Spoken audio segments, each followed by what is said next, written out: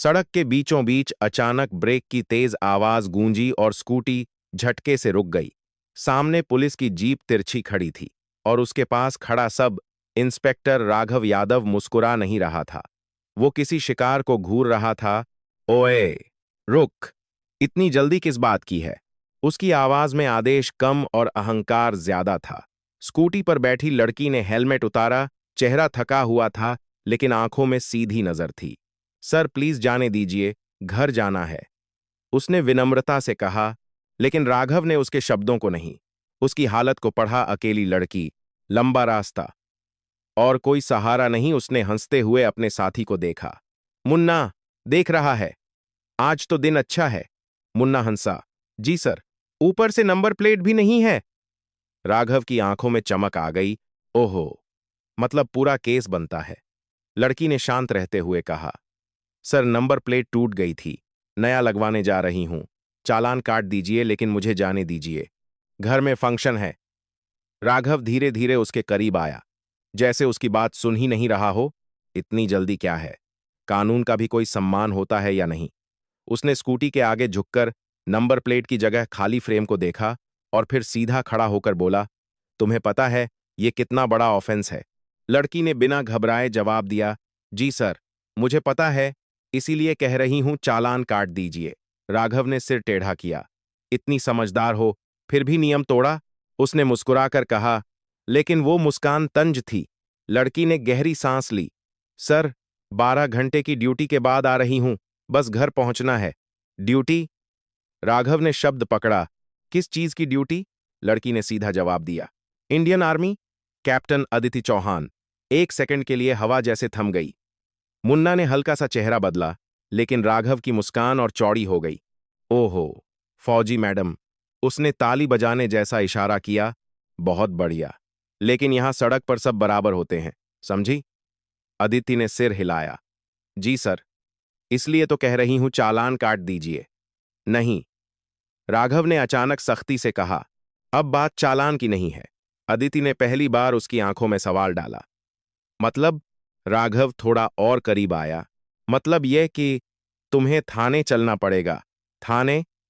अदिति का स्वर बदला। लेकिन क्यों? क्योंकि ये सीरियस ऑफेंस है, राघव ने ठंडे अंदाज में कहा, और हमें पूरी जांच करनी पड़ेगी। अदिति ने तुरंत जवाब दिया, सर, ये जरूरी नहीं है, मैं फाइन भर देती हूं।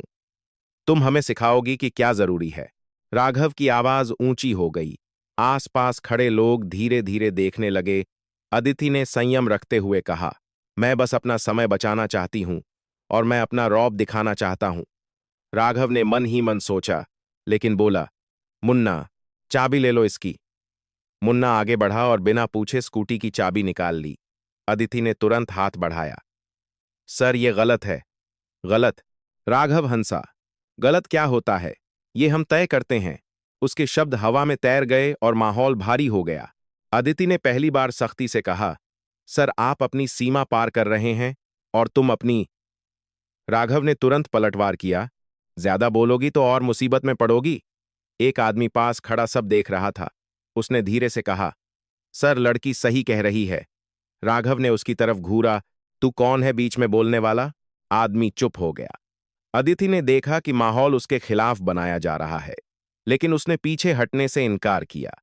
सर, मैं कानून का सम्मान करती हूं, लेकिन ये जो हो रहा है वो कानून नहीं है। राघव का चेहरा सख्त हो गया।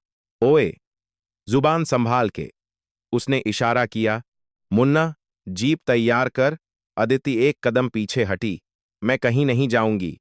जाएगी, राघव ने ठंडे स्वर में कहा, क्योंकि हम कह रहे हैं, आप मुझे जबरदस्ती नहीं ले जा सकते। अदिति ने साफ कहा, ले जा सकते हैं। राघव ने उसकी आंखों में देखते हुए जवाब दिया, और लेकर जाएंगे। उसी समय हवा में हल्की सी धूल उड़ी। दूर कहीं शादी के बैंड की आवाज फेंट सी सुनाई दे रही थी। लेकिन यहां सड़क पर तनाव इतना गहरा था कि जैसे समय थम गया हो। अदिति के फोन पर एक मैसेज फ्लैश हुआ, दीदी, जल्दी आना, सब इंतजार कर रहे हैं। उसने एक पल के लिए स्क्रीन देखी, फिर सिर उठाकर राघव को देखा। सर, ये आखिरी बार कह रही हूं, मुझे जाने दीजिए। और मैं आखिरी बार कह रहा हूं, नहीं, राघव ने जवाब दिया। उसके पीछे खड़े सिपाही हंस रहे थे, जैसे ये कोई खेल हो। अदिति ने अपने हाथों को कसकर पकड़ा। उसके दिमाग में ट्रेनिंग के वो पल घूम गए जब उसे सिखाया गया था कि हर हाल में संयम रखना है, हर हाल में सही के साथ खड़ा रहना है। हम एक टीम है, हम किसी को पीछे नहीं छोड़ते। उसके कमांडर की आवाज जैसे कानों में गूंज उठी, लेकिन आज वो अकेली थी, सड़क के बीच, कुछ अनजान लोगों के बीच, और सामने एक सिस्टम जो उसकी वर्दी को पहचानना नहीं चाहता था। सर, उसने धीरे से कहा, आप वर्दी पहनकर वर्दी का अपमान कर रहे हैं। ये सुनते ही राघव का चेहरा बदल गया। बहुत बोलती है तू। उसने गुस्से में कदम बढ़ाया। अब तेरी ये अकड़ निकालनी पड़ेगी। उसने हाथ बढ़ाया जैसे उसे पकड़ने जा रहा हो। तभी अदिति ने तेजी से अपना हाथ पीछे खींच लिया और सख्त आवाज में कहा, डोंट टच मी। एक सेकंड के लिए सब शांत हो गया। फिर राघव हंसा। क्या करेगी? उसने चुनौती दी। मारेगी? आदिति ने उसकी आंखों में सीधा देखते हुए कहा, मैं मारूंगी नहीं, लेकिन खुद को बचाऊंगी जरूर। ये शब्द सिर्फ जवाब नहीं थे, ये चेतावनी थी। आसपास खड़े लोग अब पूरी तरह रुक चुके थे। कुछ मोबाइल निकाल रहे थे, कुछ फुसफुसा रहे थे। माहौल बदल रहा था, लेकिन राघव अभी भी अपने अहंकार में डूबा था। चलो, अब बहुत हो गया, उसने आदेश दिया। इसे जीप में बैठाओ। मुन्ना आगे बढ़ा। अदिति ने एक कदम पीछे हटते हुए फिर कहा, मैं नहीं जाऊंगी। उसकी आवाज अब पहले से ज्यादा मजबूत थी, जैसे अंदर कुछ जाग चुका हो, जैसे अब ये सिर्फ एक लड़की की नहीं, एक सिद्धांत की लड़ाई बन चुकी हो। और सड़क के उस छोटे से हिस्से पर, जहां कुछ मिनट पहले बस एक ट्रैफिक स्टॉप था, अब एक टकराव खड़ा हो चुका था, सत्ता और सम्मान के बीच, अहंकार और साहस के बीच। और किसी को अंदाजा नहीं था कि अगले कुछ मिनटों में यही टकराव पूरे शहर में आग की तरह फैलने वाला है। घर के आंगन में हल्दी और फूलों की खुशबू घुली हुई थी। रंग बिरंगी लाइटें दीवारों पर झिलमिला रही थीं, और अंदर से हंसी की आवाजें लगातार बाहर आ रही थीं, जैसे पूरा घर कई महीनों बाद सच में जिंदा हुआ हो। साविता देवी रसोई में खड़ी तवे पर रोटियां सेंक रही थीं और बार बार दरवाजे की तरफ देख लेती थीं। करण, उसने मैसेज किया क्या? उनकी आवाज में बेचैनी छिपी नहीं थी। करण, जो कमरे में सजे कपड़ों के बीच खड़ा शेरवानी ट्राई कर रहा था, तुरंत बाहर आया। हाँ मां, दीदी ने लिखा है, वो रास्ते में है, बस थोड़ा लेट हो जाएगी, उसने मुस्कुराकर कहा। लेकिन उसकी आंखों में हल्की चिंता भी थी। आज तो उसे हर हाल में आना ही है। मेरी शादी है मां, उसने हल्के से हंसते हुए कहा। लेकिन दिल के अंदर कहीं एक डर था जिसे वो खुद भी नाम नहीं दे पा रहा था। साविता देवी ने रोटी पलटते हुए धीमे से कहा, वो आएगी बेटा, वो हमेशा आती है। और ये कहते हुए उनकी आंखें भर आईं, क्योंकि उन्हें पता था उनकी बेटी सिर्फ घर की नहीं, देश की भी जिम्मेदारी उठाती है, और कई बार वो जिम्मेदारी घर से बड़ी हो जाती है। तभी अंदर से नेहा की आवाज आई, माँ जी, मेहंदी वाली आ गई। साविता देवी ने जल्दी से आंच धीमी की। आ रही हूं। फिर मुड़कर करण से बोली, जा बेटा, देख ले सब ठीक से हो रहा है। करण ने सिर हिलाया, लेकिन उसके कदम वहीं ठिठक गए। उसने जेब से फोन निकाला और अदिति का नंबर डायल कर दिया। कॉल कुछ सेकंड तक बजती रही, फिर अचानक कट गई। करण ने भौहें सिकोड़ लीं। अजीब है। उसने फिर कॉल किया। इस बार भी वही हुआ। उसने गहरी सांस ली और खुद को समझाया, शायद नेटवर्क नहीं होगा, लेकिन दिल मानने को तैयार नहीं था। उसी वक्त कहानी जैसे खुद पीछे मुड़ गई और समय कुछ साल पहले की तरफ खिसक गया। धूप से तपता मैदान, सैनिकों की लाइन, और उनके बीच दौड़ती हुई एक लड़की, अदिति चौहान, पसीने से भीगी हुई, लेकिन कदमों में रुकावट नहीं। फास्टर, तुम लोग टूरिस्ट नहीं हो, सोल्जर बनने आए हो। ट्रेनिंग ऑफिसर की आवाज गूंज रही थी। पीछे दौड़ रहे कुछ कैडेट हाँफ रहे थे। एक लड़का अचानक लड़खड़ा कर गिर गया। बाकी आगे बढ़ते रहे, लेकिन अदिति रुक गई। उसने पीछे मुड़कर देखा। उठो, चलो, उसने हाथ बढ़ाया। लड़के ने हाँफते हुए कहा, मैं नहीं कर पाऊंगा। अदिति ने उसका हाथ कसकर पकड़ा। हम अकेले नहीं जीतते, हम साथ जीतते हैं। उसने उसे खींचकर खड़ा किया और उसके साथ दौड़ने लगी। ट्रेनिंग ऑफिसर दूर से ये सब देख रहा था। कुछ देर बाद उसने सीटी बजाई। स्टॉप। सब रुक गए। ऑफिसर अदिति के सामने आया। तुम आगे क्यों नहीं बढ़ी? अदिति ने बिना झिझक कहा। सर, मेरी टीम पीछे रह गई थी। ऑफिसर ने कुछ सेकंड उसे देखा, फिर हल्का सा मुस्कुराया। यही फर्क है एक सोल्जर और एक लीडर में, याद रखना। असली लड़ाई में हर कोई तुम्हारा साथी नहीं होगा, लेकिन तुम किसे अपना मानती हो, वो तुम्हें तय करना होगा। अदिति ने सिर झुकाकर कहा, यस सर। और वही शब्द उसके भीतर कहीं गहराई में बस गए। फ्लैशबैक खत्म हुआ तो फिर वही घर का माहौल, वही रोशनी, वही इंतजार। लेकिन अब उस इंतजार के पीछे एक और परत जुड़ चुकी थी, एक ऐसी लड़की की जो सिर्फ बहन नहीं, एक सोल्जर भी थी। नेहा हाथों में मेहंदी लगवाते हुए मुस्कुरा रही थी। करण, दीदी मुझे पसंद करेंगी ना? करण ने हंसकर कहा, तुम्हें देखकर ही खुश हो जाएंगी। वो बहुत स्ट्रिक्ट हैं लेकिन दिल से बहुत सॉफ्ट हैं। नेहा ने हल्का सा घबरा कर कहा, मुझे उनसे मिलने का बहुत एक्साइटमेंट है। करण ने सिर हिलाया, लेकिन उसकी नजर बार बार फोन पर जा रही थी। उसने फिर कॉल किया। इस बार फोन उठा, लेकिन दूसरी तरफ से आवाज आई तो करण का चेहरा एकदम बदल गया। दीदी। कुछ सेकंड तक वो सिर्फ सुनता रहा, फिर उसकी आवाज तेज हो गई। क्या? कहाँ हो तुम? क्या हो रहा है? कमरे में बैठे सब लोग चौंक गए। साविता देवी जल्दी से बाहर आईं। क्या हुआ? करण ने फोन कान से हटाया नहीं, लेकिन उनकी तरफ देखते हुए बोला, मां, दीदी को पुलिस ने रोक लिया है। क्यों? साविता देवी की आवाज कांप गई।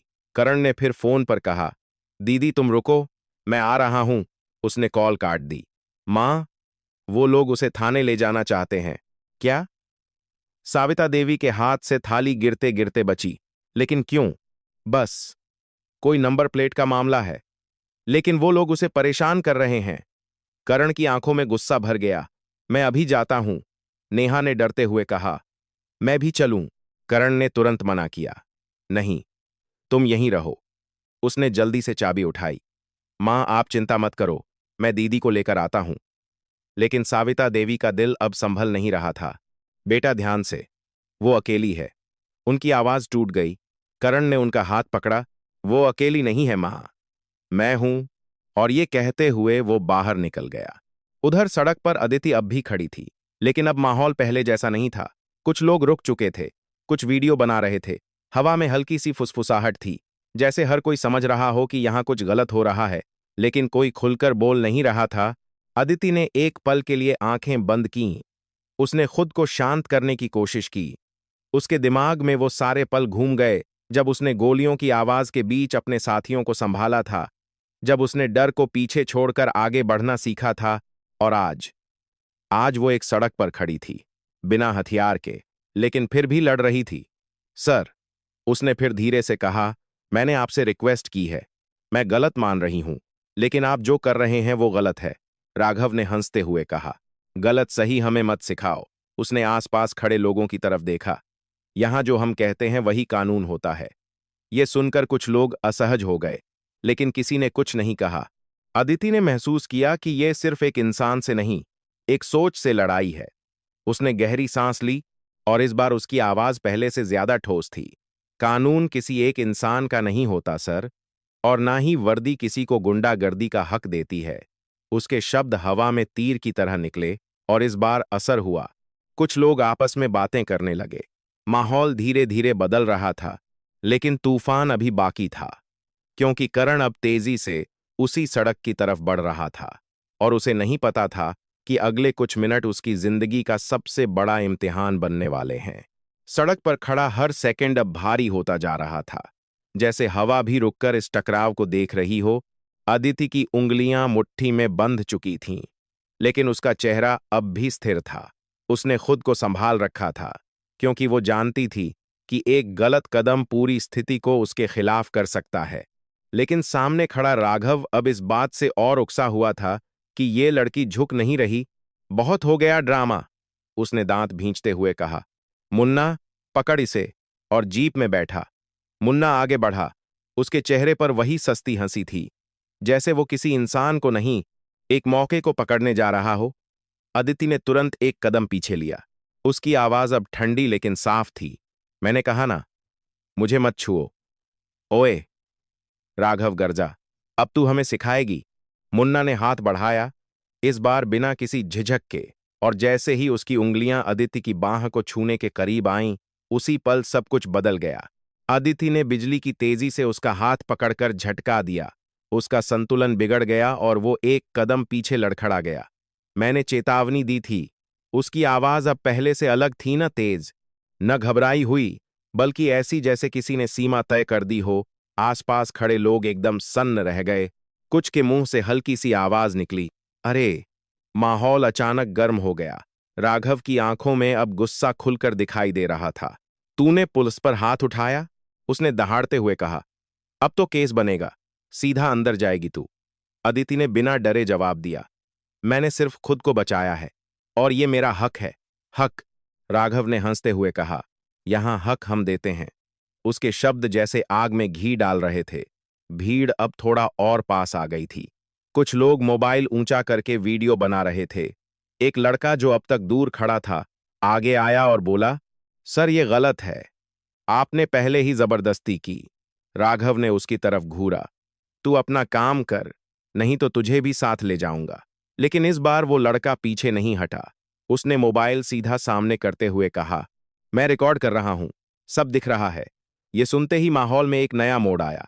राघव ने एक पल के लिए इधर उधर देखा, जैसे उसे एहसास हुआ हो कि अब बात सिर्फ दो लोगों के बीच नहीं रही, लेकिन उसका अहंकार अभी भी उससे बड़ा था। रिकॉर्ड कर, जो करना है कर, उसने तिरस्कार से कहा। कोई फर्क नहीं पड़ता। अदिति ने उस लड़के की तरफ देखा। उसकी आंखों में एक हल्की सी कृतज्ञता थी, लेकिन उसने तुरंत नजर वापस राघव पर टिकाई, क्योंकि असली लड़ाई अभी खत्म नहीं हुई थी। सर, आप जो कर रहे हैं वो आपको महंगा पड़ेगा, उसने शांत स्वर में कहा। ओए, राघव ने कदम बढ़ाया। धमकी दे रही है? नहीं, अदिति ने सिर हिलाया। सिर्फ सच बता रही हूं। ये शब्द सीधे जाकर राघव के अहंकार से टकराए। उसी समय दूर से एक बाइक की तेज आवाज आई। कोई तेजी से आ रहा था, लेकिन अभी तक किसी का ध्यान उस तरफ नहीं गया। इधर सड़क पर तनाव अपने चरम की तरफ बढ़ रहा था। बस, अब बहुत हो गया, राघव ने हाथ उठाते हुए कहा। इसे पकड़ो और जीप में डालो। दो सिपाही एक साथ आगे बढ़े। अदिति ने खुद को तैयार कर लिया। उसका शरीर स्थिर था, लेकिन भीतर उसकी ट्रेनिंग जाग चुकी थी। हर मूवमेंट मापा हुआ, हर सांस नियंत्रित। पीछे हटो, उसने आखिरी बार कहा, लेकिन इस बार किसी ने नहीं सुना। जैसे ही एक सिपाही ने उसका हाथ पकड़ने की कोशिश की, अदिति ने तुरंत अपना हाथ छुड़ाया। दूसरे ने पीछे से पकड़ने की कोशिश की। उसने तेजी से घूमकर उसे भी दूर धकेल दिया। ये सब कुछ सेकंडों में हुआ, और भीड़ अब पूरी तरह चौंक चुकी थी। देखा? किसी ने पीछे से कहा। यह तो सच में आर्मी वाली है। लेकिन यह बात राघव के गुस्से को और भड़का रही थी। अब तो पक्का अंदर जाएगी, उसने दांत पीसते हुए कहा। पुलिस पर हमला, ये मजाक नहीं है, अदिति ने सीधा जवाब दिया। ये हमला नहीं, आत्मरक्षा है। कोर्ट में समझाना ये सब। राघव ने ताना मारा। अभी तो तू हमारे साथ चलेगी। तभी वो लड़का जो वीडियो बना रहा था, जोर से बोला, लाइव है ये, सब देख रहे हैं। एक सेकंड के लिए जैसे समय रुक गया। क्या? राघव ने उसकी तरफ देखा। लाइव? हां, लड़के ने स्क्रीन दिखाते हुए कहा। हजारों लोग देख रहे हैं। आसपास खड़े कुछ लोगों ने अपने फोन चेक किए। कुछ ने कहा, सच में, ये तो फैल गया। माहौल अब पूरी तरह बदल चुका था। अदिति ने पहली बार महसूस किया कि अब वो पूरी तरह अकेली नहीं है, लेकिन उसने खुद को ढीला नहीं छोड़ा, क्योंकि वो जानती थी कि स्थिति अभी भी खतरनाक है। राघव के चेहरे पर अब गुस्से के साथ हल्की बेचैनी भी दिख रही थी, लेकिन उसने उसे छिपाने की कोशिश की। फोन बंद कर, नहीं तो तोड़ दूंगा, उसने लड़के पर चिल्लाते हुए कहा। सर, ये मेरा हक है, लड़के ने जवाब दिया, और ये सच है। ये सुनकर भीड़ में से कुछ आवाजें उठीं। हां, सही है, गलत हो रहा है। ये छोटे छोटे शब्द अब लहर बनते जा रहे थे। अदिति ने एक कदम आगे बढ़कर कहा, सर, अब भी वक्त है, आप इसे यहीं खत्म कर सकते हैं। उसकी आवाज में चुनौती नहीं, एक आखिरी मौका था, लेकिन राघव ने उसे ठुकरा दिया। नहीं, अब तो मैं देखूंगा तू कैसे जाती है, उसने गुस्से में कहा। मुन्ना, जीप आगे लाओ। उसी वक्त दूर से आती बाइक अब बिल्कुल पास आ चुकी थी। ब्रेक की आवाज के साथ वो रुकी, और हेलमेट उतारते ही करण की आवाज गूंजी। दीदी, अदिति ने मुड़कर देखा, और पहली बार उसके चेहरे पर हल्की सी राहत आई। करण, तुम यहां? करण तेजी से उसके पास आया। मैं तुम्हें अकेला नहीं छोड़ सकता, उसने गुस्से से राघव की तरफ देखा। आप मेरी बहन को क्यों परेशान कर रहे हैं? राघव ने उसे ऊपर से नीचे तक देखा और हंसा। ओहो, भाई भी आ गया। उसने तंज कसा। अब पूरा परिवार आ गया है। करण ने एक कदम आगे बढ़कर कहा, सर, उसने कुछ गलत नहीं किया। हम चालान भर देंगे। अब बात चालान की नहीं है। राघव ने वही लाइन दोहराई। लेकिन इस बार उसके पीछे की जमीन बदल चुकी थी। भीड़, कैमरे, लाइव वीडियो और अब एक भाई जो चुप रहने वाला नहीं था। अदिति ने करण के कंधे पर हाथ रखा। ये मेरी लड़ाई है, उसने धीरे से कहा। लेकिन करण ने सिर हिलाया। नहीं दीदी, अब ये हमारी लड़ाई है। और उसी पल भीड़ में से आवाज आई, और हमारी भी। ये शब्द हवा में गूंजे और पहली बार राघव ने महसूस किया कि वो अकेला पड़ रहा है। लेकिन उसने खुद को संभाला। सब पीछे हटो, उसने जोर से चिल्लाया, वरना सबको अंदर कर दूंगा। लेकिन इस बार कोई पीछे नहीं हटा, क्योंकि अब यह सिर्फ एक लड़की का मामला नहीं रहा था। ये सच और सत्ता की टक्कर बन चुका था। और उस सड़क पर खड़े हर इंसान को एहसास हो चुका था कि जो होने वाला है वो सिर्फ एक घटना नहीं, एक मिसाल बनने वाला है। भीड़ अब सिर्फ खड़ी नहीं थी, वो जुड़ चुकी थी। जैसे हर चेहरा एक ही सवाल पूछ रहा हो, गलत के सामने चुप क्यों रहें? सड़क पर गाड़ियों की रफ्तार धीमी हो चुकी थी। कुछ लोग उतरकर पास आ गए थे। मोबाइल कैमरे हवा में उठे हुए थे और लाइव स्ट्रीम पर कमेंट्स तेजी से बह रहे थे। Support the soldier, scheme on police. ये क्या हो रहा है? करण ने एक पल के लिए चारों तरफ देखा। उसे समझ आ गया था कि अब ये मामला छोटा नहीं रहा। लेकिन सामने खड़ा राघव अभी भी अपने अहंकार के किले में कैद था। मैं आखिरी बार कह रहा हूं, सब पीछे हट जाओ। उसकी आवाज ऊंची थी, लेकिन उसमें पहले जैसी ठसक नहीं थी। अदिति ने उसकी तरफ देखते हुए शांत स्वर में कहा, सर, आप जितना देर करेंगे बात उतनी बढ़ेगी। लेकिन राघव ने उसकी बात अनसुनी कर दी। मुन्ना, फोन छीन ले इसका। उसने लाइव कर रहे लड़के की तरफ इशारा किया। मुन्ना आगे बढ़ा, लेकिन इस बार वो लड़का पीछे नहीं हटा। उसने और आवाज जोर से कहा, लाइव है ये, पूरा शहर देख रहा है। और तभी भीड़ में से कुछ लोग आगे आ गए। फोन को हाथ मत लगाना, किसी ने सख्ती से कहा। यह गलत है, दूसरे ने जोड़ा। और एक पल के लिए ऐसा लगा जैसे संतुलन बदल गया हो। अब डर एक तरफ नहीं, दोनों तरफ था। राघव ने गुस्से में दांत भींचे। तुम लोग समझते क्या हो खुद को? उसने भीड़ पर चिल्लाते हुए कहा, कानून हम हैं। कानून आप नहीं, सिस्टम है। भीड़ में से एक बुजुर्ग ने जवाब दिया। उनकी आवाज धीमी थी, लेकिन असरदार। अदिति ने उनकी तरफ देखा। उसकी आंखों में आभार झलक गया। लेकिन वो अभी भी पूरी तरह केंद्रित थी, क्योंकि वो जानती थी कि भीड़ का समर्थन एक ताकत है। लेकिन नियंत्रण खो दिया तो वही भीड़ स्थिति को और बिगाड़ भी सकती है। उसने धीरे से करण से कहा, किसी को उकसाने मत देना। करण ने सिर हिलाया, लेकिन उसकी मुट्ठियां अब भी बंधी हुई थीं। उसी वक्त लाइव वीडियो पर व्यू काउंट तेजी से बढ़ने लगा। 1000, 2000, 5000 कमेंट्स की बाढ़ आ गई। लोकेशन क्या है? टैग द एसपी, शेयर करो। किसी ने स्क्रीन पर लिखा, जस्टिस फॉर एडिटी। और देखते ही देखते वो टैग फैलने लगा। सड़क पर खड़े लोगों को शायद अंदाजा नहीं था, लेकिन डिजिटल दुनिया में आग लग चुकी थी। और वो आग अब सीधी सिस्टम के दरवाजे तक पहुंचने वाली थी। इधर राघव के एक सिपाही ने धीरे से उसके पास आकर कहा, सर, मामला बढ़ रहा है। राघव ने उसे घूरा। डर गया क्या? लेकिन सिपाही ने इस बार नजरें नहीं झुकाईं। सर, ये वीडियो वायरल हो रहा है। ये सुनते ही राघव के चेहरे पर एक पल के लिए हल्की सी झिझक आई, लेकिन उसने तुरंत खुद को संभाला। तो क्या? उसने आवाज ऊंची की। हम गलत नहीं हैं। लेकिन अंदर कहीं उसे भी एहसास हो रहा था कि जमीन खिसक रही है। अदिति ने एक कदम आगे बढ़कर कहा, सर, ये आखिरी मौका है। इसे यहीं खत्म कर दीजिए। उसकी आवाज में अब भी संयम था, लेकिन शब्दों में वजन बढ़ चुका था। भीड़ पूरी तरह शांत हो गई, जैसे सब उसी जवाब का इंतजार कर रहे हों। लेकिन राघव ने सिर हिलाया। नहीं, अब यह मामला खत्म नहीं होगा। अब मैं देखूंगा कौन मुझे रोकता है। उसके शब्दों में चुनौती थी, लेकिन अब वो चुनौती सिर्फ अदिति को नहीं, पूरे सिस्टम को दी जा चुकी थी। करण ने आगे बढ़कर कहा, सर, आप समझ क्यों नहीं रहे? ये गलत है। चुप, राघव गरजा। बहुत बोल रहा है तू। उसने इशारा किया। इसे भी जीप में बैठाओ। दो सिपाही करण की तरफ बढ़े। अदिति तुरंत उनके सामने आ गई। कोई इसे हाथ नहीं लगाएगा। उसकी आवाज में अब वो सख्ती थी जो आदेश जैसी लग रही थी। भीड़ में से आवाज आई, सही है, हाथ मत लगाओ। माहौल और गर्म हो गया।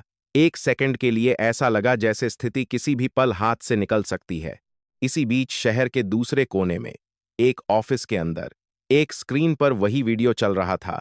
एसपी अरविंद राणा अपने डेस्क के सामने खड़े थे। उनकी आंखें स्क्रीन पर टिकी थीं। हर फ्रेम को ध्यान से देखते हुए उनके चेहरे पर गुस्सा नहीं, बल्कि एक भारी गंभीरता थी। ये कौन है? उन्होंने धीमे से पूछा। उनके साथ खड़े इंस्पेक्टर ने जवाब दिया, sir, sub inspector Raghav Yadav. और ये लड़की? Sir, army captain Aditi Chauhan. कुछ सेकंड के लिए कमरे में सन्नाटा छा गया। फिर अरविंद राणा ने गहरी सांस ली। तो ये सिर्फ एक केस नहीं है। उन्होंने स्क्रीन से नजर हटाए बिना कहा, यह हमारी साख का सवाल है। उन्होंने तुरंत फोन उठाया। कंट्रोल रूम से लोकेशन कंफर्म करो और पूरी टीम तैयार रखो। उनकी आवाज अब तेज और निर्णायक थी। सर, मीडिया भी कवर कर रही है, इंस्पेक्टर ने कहा। तो और देर नहीं हो सकती, राणा ने सीधा जवाब दिया। मैं खुद जा रहा हूं। सर आप? हां, क्योंकि अगर हम अपने ही लोगों को नहीं संभाल पाए तो जनता हम पर भरोसा क्यों करेगी?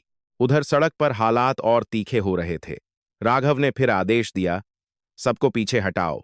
लेकिन इस बार उसके सिपाही भी पूरी ताकत से आगे नहीं बढ़ पा रहे थे, क्योंकि सामने सिर्फ एक लड़की नहीं, एक भीड़ थी, एक कैमरा था और एक सच था जो अब छिप नहीं सकता था। अदिति ने करण की तरफ देखा। डरना मत, उसने धीरे से कहा। करण ने जवाब दिया, मैं डर नहीं रहा, मैं गुस्से में हूं। अदिति ने हल्की सी मुस्कान दी। गुस्सा कंट्रोल में रखो, तभी जीतोगे। उसके शब्दों में वही ट्रेनिंग झलक रही थी जो उसने सालों पहले सीखी थी। तभी भीड़ में से एक महिला आगे आई। बेटा, हम तुम्हारे साथ हैं। उसने अदिति के कंधे पर हाथ रखा और वो स्पर्श जैसे किसी ताकत की तरह अदिति के भीतर उतर गया। अब वो सिर्फ अपने लिए नहीं, उन सबके लिए खड़ी थी जो सही के साथ खड़े थे। राघव ने ये सब देखा और पहली बार उसकी आंखों में साफ डर दिखा। लेकिन अब बहुत देर हो चुकी थी, क्योंकि दूर से पुलिस की कई गाड़ियों के सायरन की आवाज सुनाई देने लगी थी, तेज, करीब आती हुई। और हर सेकंड के साथ माहौल और भारी होता जा रहा था। भीड़ में फुसफुसाहट फैल गई। कोई बड़ा अफसर आ रहा है, लगता है ऊपर तक बात पहुंच गई। करण ने अदिति की तरफ देखा। दीदी। अदिति ने बस एक शब्द कहा, शांत, लेकिन उसकी आंखों में अब एक अलग चमक थी, जैसे उसे पता था कि खेल बदलने वाला है। सायरन और तेज हो गए। गाड़ियां पास आ गईं और उस सड़क पर जहां कुछ देर पहले सिर्फ एक छोटा सा विवाद था, अब पूरा सिस्टम उतरने वाला था। और हर किसी को इंतजार था उस पल का जब सच और सत्ता आमने सामने होंगे और फैसला होगा कि असली ताकत किसकी है। सायरन की तेज आवाज जैसे हवा को चीरती हुई उस सड़क पर उतर आई। एक के बाद एक पुलिस की गाड़ियां आकर रुकीं और पल भर में माहौल बदल गया। भीड़ थोड़ी पीछे हटी, लेकिन कैमरे अब भी उठे हुए थे। हर कोई उस एक पल का इंतजार कर रहा था जब सच और सत्ता आमने सामने होंगे। दरवाजा खुला और एसपी अरविंद राणा बाहर उतरे। उनकी चाल तेज थी, चेहरे पर सख्ती थी और आंखों में वो ठंडा गुस्सा जो बिना आवाज के भी सब कुछ कह देता है। राघव ने उन्हें देखते ही खुद को संभालने की कोशिश की। उसकी मुद्रा अचानक बदल गई, जैसे कोई बच्चा गलती छुपाने की कोशिश कर रहा हो। सर, उसने कदम बढ़ाकर सलाम किया, लेकिन राणा ने उसकी तरफ देखा भी नहीं। उनकी नजर सीधी अदिति पर गई। आप ठीक हैं? उनका पहला सवाल यही था, और उस एक सवाल ने पूरे दृश्य का संतुलन बदल दिया। अदिति ने हल्का सा सिर हिलाया, जी सर, लेकिन उसकी आंखों में थकान और तनाव साफ दिख रहा था। करण उसके पास खड़ा था, अब भी सतर्क, अब भी तैयार। राणा ने फिर चारों तरफ देखा, भीड़, कैमरे, लाइव स्क्रीन, और फिर वापस राघव पर नजर टिकाई। ये क्या हो रहा है यहां? उनकी आवाज शांत थी, लेकिन हर शब्द में वजन था। राघव ने तुरंत जवाब देने की कोशिश की, सर, ये लड़की नियम तोड़ रही थी, बिना नंबर प्लेट के। मैंने पूछा, ये क्या हो रहा है? राणा ने उसे बीच में ही रोक दिया। इस बार आवाज थोड़ी और सख्त थी, राघव एक पल के लिए चुप हो गया। उसके शब्द जैसे गले में अटक गए। भीड़ पूरी तरह शांत हो चुकी थी। कोई हिल भी नहीं रहा था, जैसे सब जानते हों कि अब फैसला होने वाला है। अदिति ने आगे बढ़कर कहा, सर, मैं बॉर्डर से वापस आ रही थी। स्कूटी का नंबर प्लेट टूट गया था। मैंने चालान भरने की पेशकश की, लेकिन उसने एक सेकंड रुककर राघव की तरफ देखा। इन्होंने मुझे थाने ले जाने की कोशिश की। करण ने तुरंत जोड़ा, और जब दीदी ने मना किया तो इन्हें जबरदस्ती पकड़ने लगे। झूठ है सर, राघव ने जल्दी से कहा। हम बस अपनी ड्यूटी कर रहे थे। ड्यूटी? राणा ने धीमे से दोहराया, फिर पास खड़े उस लड़के की तरफ मुड़े जो लाइव कर रहा था। वीडियो दिखाओ। लड़के ने तुरंत फोन आगे बढ़ा दिया।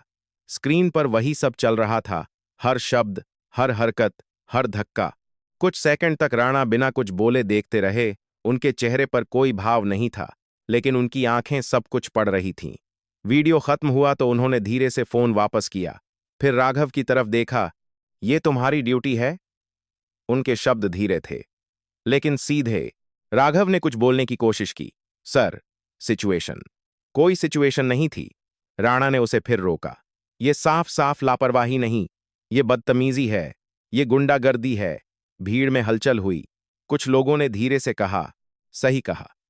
करण की आंखों में पहली बार संतोष दिखा। अदिति ने बस चुपचाप खड़े होकर सब सुना, लेकिन उसके भीतर जो दबा हुआ तनाव था वो धीरे धीरे उतरने लगा।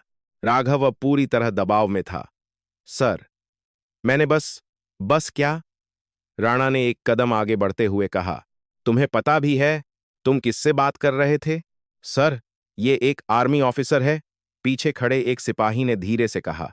मुझे पता है, राणा ने बिना उसकी तरफ देखे जवाब दिया, और मुझे ये भी पता है कि आर्मी हो या आम नागरिक, किसी के साथ भी ऐसा व्यवहार बर्दाश्त नहीं किया जाएगा। उनके शब्द अब भीड़ के बीच गूंज गए। उन्होंने अदिति की तरफ मुड़कर कहा, कैप्टन अदिति चौहान, मैं आपकी तरफ से माफी मांगता हूं। एक पल के लिए सब कुछ थम गया। एक एसपी खुले सड़क पर, भीड़ के सामने, एक आम नागरिक से नहीं बल्कि एक फौजी से माफी मांग रहा था। यह दृश्य खुद में ही एक संदेश था।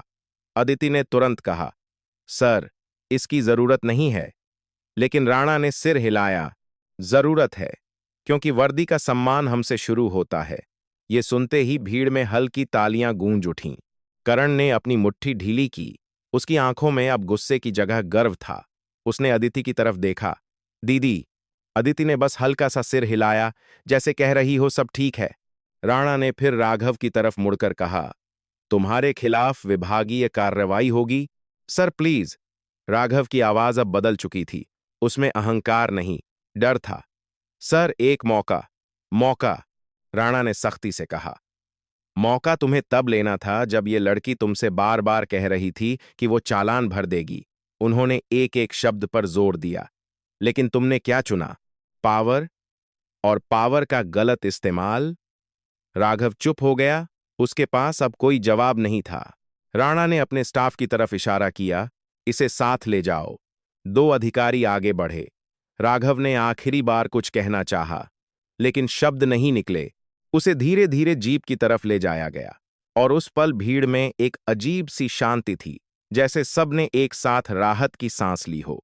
राणा ने फिर अदिति की तरफ देखा। आप जा सकती हैं, उन्होंने कहा, और अगर आपको किसी भी तरह की मदद चाहिए हो तो। थैंक यू सर, अदिति ने बीच में ही कहा। उसकी आवाज में अब स्थिरता थी। उसने करण की तरफ देखा। चलें? करण मुस्कुराया। चलो दीदी। लेकिन जाने से पहले उसने उस लड़के की तरफ देखा जिसने वीडियो बनाया था। थैंक यू, उसने दिल से कहा। लड़के ने मुस्कुराकर जवाब दिया। सच दिखाना जरूरी था। भीड़ में से कुछ लोग आगे आए। मैम, आप पर गर्व है। आप जैसी बेटियां ही देश की ताकत हैं। ये शब्द अदिति तक पहुंचे। उसने बस हल्का सा सिर झुका दिया। राणा वहीं खड़े सब देख रहे थे। उन्होंने अपने एक अधिकारी से कहा, इस वीडियो को सुरक्षित रखो और पूरी रिपोर्ट तैयार करो। उनकी आवाज अब फिर प्रोफेशनल हो चुकी थी, लेकिन भीतर कहीं वो जानते थे कि आज सिर्फ एक केस नहीं सुलझा, आज सिस्टम की एक दरार सामने आई है। अदिति ने स्कूटी स्टार्ट की। इंजन की आवाज गूंजी। उसने एक बार पीछे मुड़कर देखा। भीड़, पुलिस, कैमरे और फिर सामने देखा। रास्ता साफ था। करण बाइक पर उसके साथ चलने लगा। दोनों धीरे धीरे उस सड़क से आगे बढ़ गए, लेकिन पीछे जो हुआ था वो वहीं नहीं रुका। वो अब शहर में फैल चुका था, हर स्क्रीन पर, हर बातचीत में, हर सोच में। और उस दिन उस सड़क पर सिर्फ एक लड़की ने खुद को नहीं बचाया, बल्कि उसने एक पूरी वर्दी की इज्जत बचा ली थी और कुछ लोगों को ये याद दिला दिया था कि असली ताकत डंडे में नहीं, सच में होती है। शाम की ठंडी हवा अब धीरे धीरे शहर पर उतर चुकी थी, लेकिन दिन भर जो कुछ हुआ था उसकी गर्मी अभी भी अदिति के भीतर कहीं बाकी थी। स्कूटी की रफ्तार अब धीमी थी, जैसे हर मोड़ उसे उस जगह से दूर ले जा रहा था जहां कुछ देर पहले उसने सिर्फ अपने लिए नहीं, बल्कि सच के लिए खड़ा होना चुना था। करण उसके साथ साथ चल रहा था। दोनों के बीच कुछ देर तक खामोशी रही। फिर करण ने हल्की आवाज में कहा, दीदी, आज अगर वो वीडियो नहीं बनता तो? अदिति ने बिना उसकी तरफ देखे जवाब दिया, तो भी मैं वही करती जो सही था। उसकी आवाज शांत थी, लेकिन उसमें एक ठहराव था। फर्क बस इतना होता कि शायद बात उतनी जल्दी सामने नहीं आती। करण ने गहरी सांस ली। लेकिन आज सबने देखा। अदिति ने सिर हिलाया, हां, और जब सच दिखता है तो उसे दबाना मुश्किल हो जाता है। घर के बाहर पहुंचते ही जैसे उस पूरे दिन का बोझ थोड़ा हल्का हो गया। दरवाजा खुलते ही साविता देवी बाहर आईं। उनकी आंखों में बेचैनी अब भी साफ थी। अदिति, उन्होंने पुकारा। अदिति ने हेलमेट उतारते हुए बस इतना कहा, मैं ठीक हूं मां। और उस एक वाक्य ने जैसे सब कुछ बदल दिया। साविता देवी ने उसे कसकर गले लगा लिया, जैसे उस एक पल में उन्होंने अपने सारे डर को बाहर निकाल दिया हो। तुझे कुछ हुआ तो नहीं? अदिति ने उनके कंधे पर हाथ रखते हुए कहा, नहीं, और अब कुछ नहीं होगा। करण भी पास आ गया। उसकी आवाज में गर्व साफ झलक रहा था। मां, आपने देखा नहीं आज क्या हुआ? लेकिन साविता देवी ने उसे रोक दिया। मुझे कुछ देखने की जरूरत नहीं। मेरी बेटी मेरे सामने खड़ी है, यही काफी है। अंदर कदम रखते ही घर की रौनक फिर से महसूस होने लगी। रोशनी, फूल, मेहंदी की खुशबू, सब कुछ वैसे ही था जैसा सुबह था, लेकिन माहौल में एक नया रंग जुड़ गया था, जैसे इस घर ने आज कुछ और भी हासिल किया हो। नेहा धीरे से आगे आई। उसके हाथों में अभी भी मेहंदी ताजा थी। दीदी, उसकी आवाज में हल्की झिझक थी। अदिति ने उसे देखते ही मुस्कुरा दिया, तुम नेहा हो ना? नेहा ने सिर हिलाया। मुझे लगा आप बहुत स्ट्रिक्ट होंगी। अदिति हल्का सा हंसी। ड्यूटी में हूं तो स्ट्रिक्ट रहती हूं, घर में नहीं। इतना कहते ही नेहा के चेहरे की घबराहट खत्म हो गई। कमरे के कोने में टीवी चल रहा था और अचानक स्क्रीन पर वही वीडियो दिखाई दिया। वही सड़क, वही भीड़, वही टकराव, सब कुछ फिर से सामने था। करण ने रिमोट उठाया, लेकिन अदिति ने उसे रोका। रहने दो। उसकी नजर स्क्रीन पर टिकी रही, जैसे वो उस पल को फिर से देख रही हो। लेकिन इस बार बाहर से खबर में दिखाया जा रहा था कि कैसे तुरंत कार्रवाई हुई, कैसे जिम्मेदार अधिकारी के खिलाफ कदम उठाए गए और कैसे इस घटना ने पूरे शहर में चर्चा छेड़ दी। साविता देवी ने धीरे से कहा, सिस्टम में अभी भी सच्चाई जिंदा है। अदिति ने हल्का सा सिर हिलाया, सिस्टम से ज्यादा। लोग तय करते हैं कि सच जिंदा रहेगा या नहीं। टीवी बंद होने के बाद कुछ देर तक कमरे में सन्नाटा रहा। फिर करण ने धीमे से पूछा, दीदी, अगर तुम चुप रहती तो? अदिति ने उसकी आंखों में देखते हुए कहा, तो शायद ये सब किसी और के साथ होता। उसकी आवाज में कोई गुस्सा नहीं था, सिर्फ एक सच्चाई थी। गलत को रोकने के लिए हमेशा ताकत नहीं चाहिए, कभी कभी सिर्फ एक आवाज काफी होती है। ये सुनकर नेहा चुपचाप उसे देखती रही, जैसे वो सिर्फ एक कहानी नहीं, एक सीख सुन रही हो। रात गहराने लगी, लेकिन घर में रौनक बढ़ती गई। ढोल की आवाज, हंसी, रिश्तेदारों की चहल पहल, सब कुछ धीरे धीरे उस तनाव को पीछे छोड़ रहा था जो दिन भर साथ चला था। लेकिन उस घटना की छाप हर किसी के दिल में कहीं ना कहीं रह गई थी। नेहा ने धीरे से पूछा, दीदी, आपको डर नहीं लगा था? अदिति कुछ पल चुप रही, फिर बोली, डर हर बार लगता है। फर्क सिर्फ इतना होता है कि तुम उसके सामने झुकते हो या उसके साथ खड़े होकर आगे बढ़ते हो। उसकी बात में कोई नाटकीयता नहीं थी, बस एक सच्चा अनुभव था। अगली सुबह जब सूरज की रोशनी आंगन में फैली, घर फिर से पूरी तरह जिंदा हो चुका था। बारात की तैयारी, संगीत, हंसी, सब कुछ अपने पूरे रंग में था। लेकिन अदिति एक पल के लिए बाहर खड़ी आसमान को देख रही थी, जैसे खुद से बात कर रही हो। हर लड़ाई जीतने के लिए नहीं होती। कुछ लड़ाइयां ये याद दिलाने के लिए होती हैं कि तुम सही के साथ खड़े हो या नहीं। उसकी सांस अब सामान्य थी, मन शांत था। करण उसके पास आया। चलो दीदी, सब इंतजार कर रहे हैं। अदिति ने उसकी तरफ देखा। आज तुम्हारा दिन है। करण मुस्कुराया। लेकिन आज जो हुआ वो भी कम नहीं था। अदिति ने हल्के से कहा, जो हुआ वो याद रखने के लिए नहीं, समझने के लिए होता है। करण ने सिर हिलाया, जैसे उसने बात दिल से समझ ली हो। शादी की रस्में शुरू हुईं, ढोल की आवाज गूंजी, हंसी बिखरी, और उस पूरे माहौल में एक संतुलन था। कल का संघर्ष आज की खुशी में बदल चुका था, लेकिन उस संघर्ष की सीख कहीं गई नहीं थी। वो हर दिल में बस चुकी थी। और शायद यही इस कहानी का असली मतलब था कि सच कभी भी अपने आप नहीं जीतता, उसे जीताने के लिए किसी को खड़ा होना पड़ता है। और जब कोई खड़ा हो जाता है तो सिर्फ एक घटना नहीं बदलती, सोच बदलती है, नजरिया बदलता है, और सबसे जरूरी, इंसान खुद बदल जाता है। उस दिन अदिति ने सिर्फ खुद को नहीं बचाया था, उसने ये साबित किया था कि वर्दी की इज्जत ताकत से नहीं, चरित्र से बनती है। और कानून का सम्मान डर से नहीं, न्याय से आता है। और जब ये दोनों बातें एक साथ खड़ी होती हैं तो फिर कोई भी गलत ताकत ज्यादा देर तक टिक नहीं पाती। और यही वजह है कि ऐसी कहानियां सिर्फ सुनने के लिए नहीं होती, बल्कि समझने के लिए होती हैं।